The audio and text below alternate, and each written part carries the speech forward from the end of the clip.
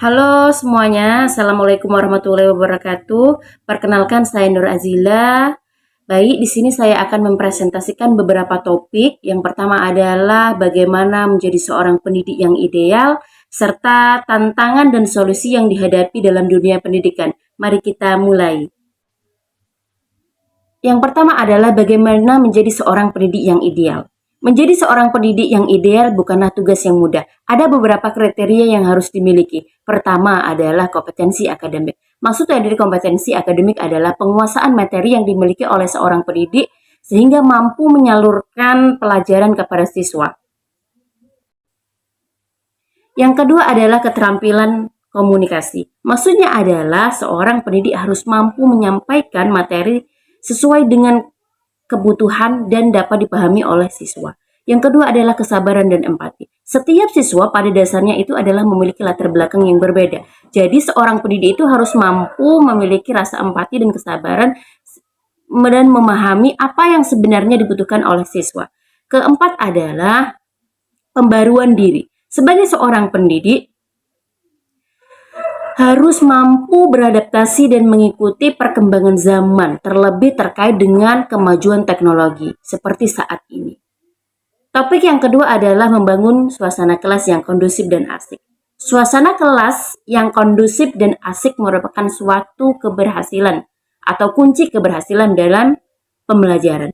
Ada beberapa cara yang bisa kita lakukan. Pertama adalah dengan cara pendekatan interaktif. Maksudnya adalah di sini kita bisa mengajak siswa untuk belajar bersama dengan cara melibatkan siswa agar diskusi, melakukan tanya jawab, seperti itu. Itu merupakan satu cara pendekatan secara interaktif. Selanjutnya adalah libatkan humor. Nah, di sela-sela pembelajaran kita bisa melibatkan atau kita sisipkan candaan tetapi tidak menyimpang seperti itu. Itu bisa membuat suasana kelas menjadi lebih rileks.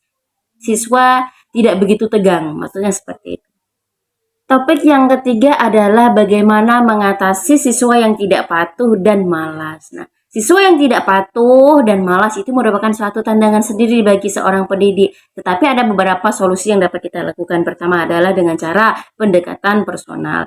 Ajak siswa bicara, kemudian tanyakan apa penyebab atau alasan di sebalik perilakunya, seperti itu.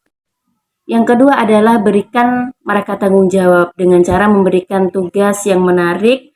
Di sini siswa merasa lebih dihargai. Kemudian ciptakan teknik yang positif, berikan pujian atas perilaku baik yang telah dilakukan, seperti itu.